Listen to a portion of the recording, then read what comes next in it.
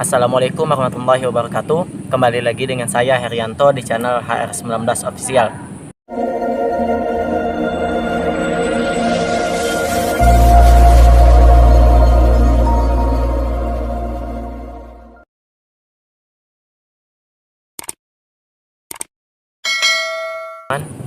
Oke teman-teman, pada video kali ini saya akan berbagi sedikit tips menerbangkan drone untuk pemula ya.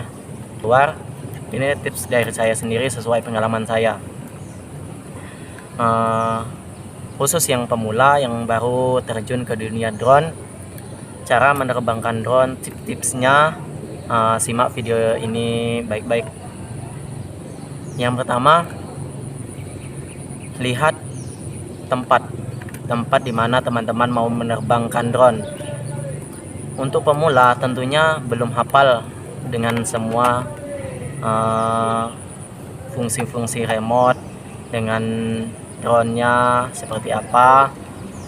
Walaupun terkadang sebelum beli drone kita mengetahui dulu gimana bermain drone-nya seperti apa. Berbeda dengan yang sudah berpengalaman, sudah sering menerbang drone tanpa dia melihat remote, tanpa dia melihat apa, dia tahu ke kiri kanan depan belakang tanpa melihat-lihat lagi ya. Kalau teman-teman terbang di tempat yang sempit, tempat-tempat gang-gang contohnya, takutnya drone-nya gampang crash ya. Takutnya teman-teman salah tekan, misalnya di gang yang sempit 1 meter atau apa, teman-teman terbangkan di tempat yang sempit. Ketika teman-teman lupa, teman-teman ingin menaikkan drone-nya seperti ini, naikkan, tapi teman-teman salah pencet, teman-teman malah ke kiri atau ke kanan. Nah, itu otomatis jika tempatnya sempit, dia akan menabrak. Kan sayang beli-beli mahal-mahal tapi menabrak tembok atau menabrak pepohonan di tempat yang sempit. Jadi saran saya untuk menerbangkan drone, carilah lapangan-lapangan luas yang seperti saya sekarang ini, lapangan-lapangan yang lebar untuk khusus yang pemula. Jadi ketika teman-teman salah tekan tuas remote, itu drone-nya tidak akan bermasalah. Palingnya paling ke tepi sedikit atau banyak pun masih jauh jangkauannya dengan pohon-pohon atau dengan gedung-gedung. Itu yang pertama. Selanjutnya, perhatikan situasi cuaca. Itu juga penting, cuaca seperti apa ketika gerimis. Jangan nekat menerbangkan drone, karena ketika gerimis mungkin saja drone bisa terbang, tapi ketika di atas drone-nya cuaca hujan deras, maka sempat atau tidak teman-teman menurunkan drone ini. Sementara kita masih pemula, tentu belum hafal semua, turun sebelah sini, turun ini, yang ini. Otomatis kita gelabakan, bisa-bisa gelabakan malah drone-nya tak tentu arah nantinya. Oke. Situasi yang lainnya seperti angin kuat, angin kencang juga hati-hati teman-teman ya. Drone-drone yang mahal saja ketika angin kencang, sebelumnya saya sampaikan dulu, saya sekarang ini memegang drone Poltar ya. Drone Poltar ini drone yang tidak terlalu mahal juga, tapi alhamdulillah dia sudah dilengkapi dengan GPS dan 2 aksis gimbal. Untuk kamera dah lumayan ya. Jadi saya sesuai patokan drone saya ini aja ya. Untuk drone ini aja, ketika angin kencang dia masih terbawa sedikit-sedikit teman-teman ya. Untuk drone Poltar yang saya pegang ini, ketika angin kencang, jadi teman-teman hati-hati ketika angin kencang. Boleh teman-teman terbang di angin kencang, tapi halaman-halaman yang luas, lapangan luas, jangan lapangan yang sempit. Takutnya ketika teman terbangkan drone di tempat yang sempit, drone-nya ditiup angin kencang, otomatis dia ke samping, maka ketika sini ada tembok, maka dia akan menabrak tembok, kan sayang. Selanjutnya, perhatikan interferensi sinyal. Interferensi sinyal ini biasanya yang mengganggu sinyal drone, seperti contohnya sinyal tower. Nah, Di belakang saya tuh ada tower tuh. Drone saya ini pernah saya terbangkan di lokasi ini. Ini lapangan balai desa. Lapangan balai desa Pulau Burung. Biasanya acara-acara digelar di sini ya. Nah, saya lihatkan dulu lapangannya. Ini lapangannya.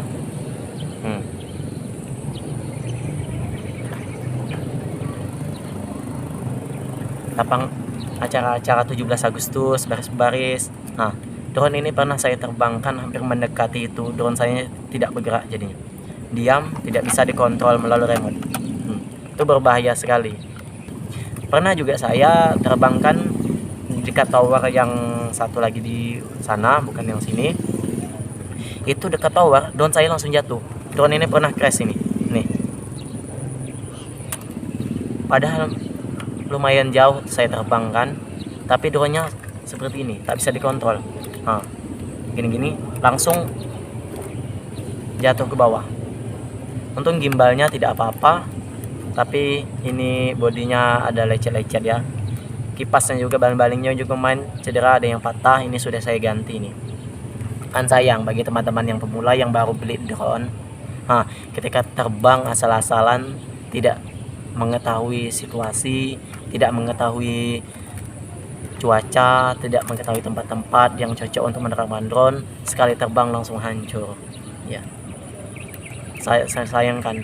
Drone ini biar tidak terlalu mahal, ini harganya barunya sekitar 2,5 jutaan. 2,5 jutaan untuk kita yang ekonominya biasa-biasa saja itu terbilang tinggi teman-teman ya. Jadi buat teman-teman pemula yang baru beli drone, saya sarankan perhatikan tempat-tempat untuk menerbangkan drone. Kalau memang pun teman-teman mau menerbangkan drone yang tempatnya memang ada tower, sebisa mungkin jauh saja, ambil saja shot-shot yang dari jauh. Kan bisa, misalnya sana ada tower, kita ambil yang dari sebelah sana gambarnya, kan bisa. Dan untuk teman-teman yang belum belajar, tentunya tidak langsung untuk mengambil gambar, tentu belajar dulu menerbangkan drone ya. Dulu saya juga seperti itu. Saya dulu tidak fokus kepada kamera ya, saya fokus kepada terbang, naik, turun, ke bawah, kiri, kanan, mutar-mutar. Dan juga teman-teman, ada lagi, teman-teman juga harus perhatikan posisi take off teman-teman. Untuk yang pemula otomatis belum biasa untuk take off yang di tangan. Nah, teman-teman kalau untuk melihat cara take off atau landing di tangan, teman bisa melihat di video YouTube saya, sudah saya posting kemarin cara take off atau landing di tangan. Karena tidak semua dataran itu bagus teman-teman ya. Kalau teman-teman take off di sini, nah, di semen mungkin rata teman-teman, jadi drone-nya bisa langsung naik ke atas. Nah, ketika rumah teman-teman atau teman-teman belajar drone di tempat yang seperti ini atau di belakang saya itu, tentu tidak bisa take off-nya dari lantai. Atau seperti teman-teman take off di keramaian, di dekat pelabuhan atau di perahu kapal. Untuk yang sudah menengah nantinya sudah selalu menerbangkan drone, itu harus belajar take off di tangan. Nah, sebenarnya take off di tangan ini lebih bagus menurut saya ya. Menurut saya lebih bagus take off drone di tangan dibandingkan dengan di lantai. Karena apa? Take off drone di tangan, kita pegang drone-nya seperti ini. Tentu untuk lecet-lecet di drone ini kurang teman-teman ya. Kita take off gini, terus kita landing juga kita sambut seperti ini. Nah, tangan kita kan lembut, tidak mungkin drone-nya lecet ketika dipegang seperti ini. Berbeda dengan di lantai. Ketika drone landing di lantai, landing turun, tentu pergesekan atau hentakan akan ada, biarpun itu sedikit. Apalagi untuk drone-drone yang terbilang menengah ke bawah lah ya. Kecuali drone-drone yang mahal atau sudah ada dilengkapi fitur optical flow. Saya juga belum pernah drone-drone yang mahal yang 10 ke atas ya.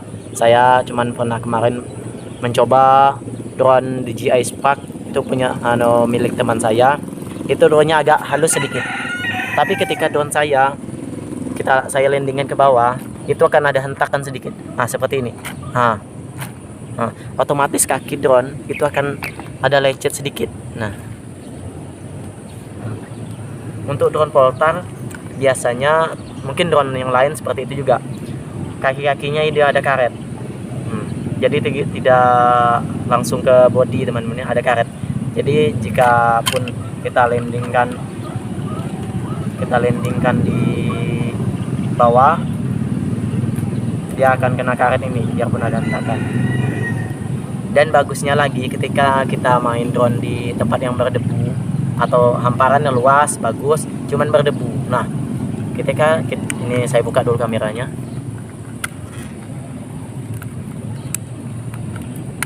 Nah, ini kamera drone ya teman-teman. Nah, ketika kita landingkan di bawah, sangat dekat sekali dengan tanah ya. Ketika baling-balingnya hidup, otomatis debu akan terkena. Nah, jadi untuk meminimalisir debu terkena di kamera, jadi bagusnya kita taruh di sini. Teman-teman untuk yang pemula, cari dulu cara-cara belajar banyak di channel-channel YouTube pengguna drone, itu cara take off di tangan, cara landing di tangan seperti apa yang aman, yang baik, yang benar. Nah, untuk sekarang saya sudah take off dan landing di tangan terus ya. Dulu awal-awal juga saya seperti itu, saya take off di lantai karena takut ya teman-teman ya. Kalau kita masih baru, kita megang seperti ini, takutnya kena baling-baling. Saya pernah kena baling-baling berdarah teman-teman. Telunjuk saya pas saya landing di tangan kena sedikit ya. Mungkin itu saja tips-tips dari saya. Jika teman-teman suka atau bermanfaat untuk teman-teman, silahkan dipakai. Cuman ketika teman-teman beranggapan itu tidak baik, tidak benar, ya jangan dipakai karena ini tips dari diri saya sendiri. Nah, buat teman-teman yang suka dengan video ini, sangat bermanfaat, jangan lupa klik tombol subscribe dan nyalakan lonceng notifikasi agar teman-teman tidak ketinggalan video-video terbaru dari saya. Oke teman-teman, hanya itu yang dapat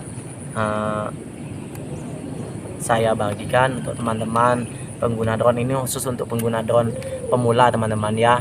Karena saya juga sebenarnya bukan termasuk pro lah, drone saya pun hanya drone-drone biasa, tapi tidak ada salahnya ketika saya berbagi tips untuk teman-teman ya.